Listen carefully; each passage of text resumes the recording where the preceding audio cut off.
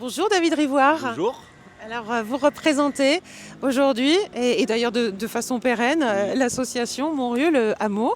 Expliquez-moi où se trouve cette association et puis qu'est-ce que vous y faites? Alors aujourd'hui, cette association elle est basée sur un lieu qui se trouve dans le Var, dans le massif de la Sainte-Baume, à 30 minutes de Toulon, dans la Provence verte, à 1 heure de Marseille et 1 heure d'Aix.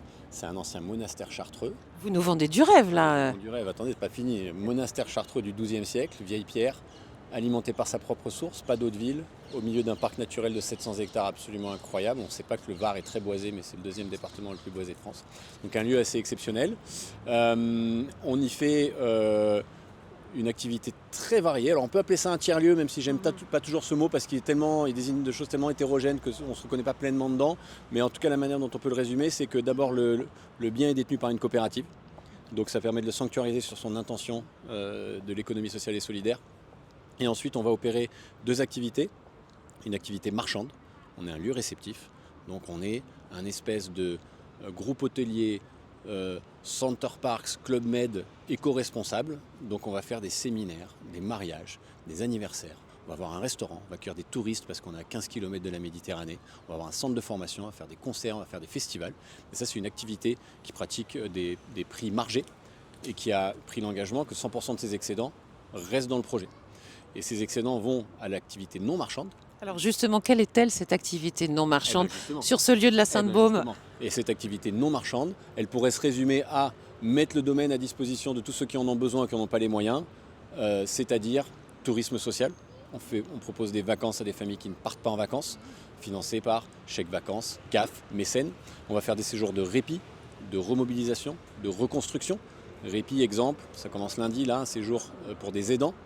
Un aidant, c'est quelqu'un qui s'est arrêté pour aider un proche qui est malade ou qui a subi un accident de la vie et qui est très rapidement en burn-out et qui a dû quitter sa carrière, qui doit se mettre en répit pour reprendre de l'énergie, du ressourcement. Remobilisation, on travaille avec des acteurs de l'emploi, avec France Travail, pour aller chercher les personnes très éloignées de l'emploi et leur proposer, et tous nos séjours sont basés sur cette idée de faire, bouger, cogiter, ressentir, jouer.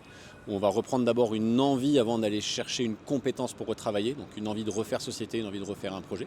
Puis séjours de reconstruction, et c'est excellente transition avec DAPAT, pour par exemple proposer à des femmes victimes de violences de venir passer une semaine de reconstruction et d'aération dans un lieu un peu ressourçant. Alors quel est votre lien avec DAPAT et qu'est-ce que DAPAT vous apporte, vous a apporté et vous apportera? Eh bien, d'abord, c'est un lien récent.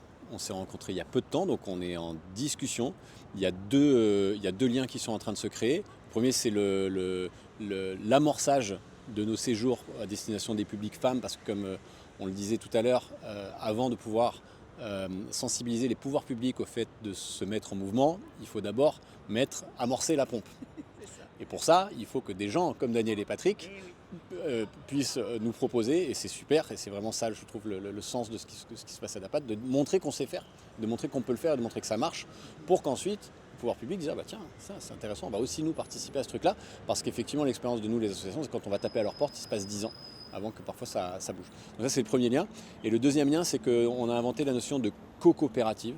Donc c'est à la fois la copropriété et la coopération, et que le hameau a pour vocation de se déployer sur plusieurs sites.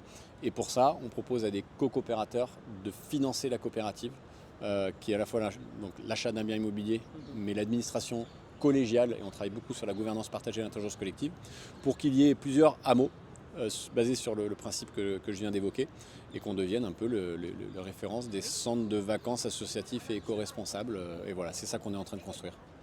Alors votre partenariat avec DAPAT est récent, vous le disiez. Oui. On parle aujourd'hui de DAPAT, tisseur de liens.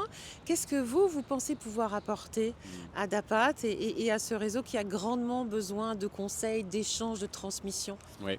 Moi, je suis entrepreneur dans l'économie sociale depuis 20 ans.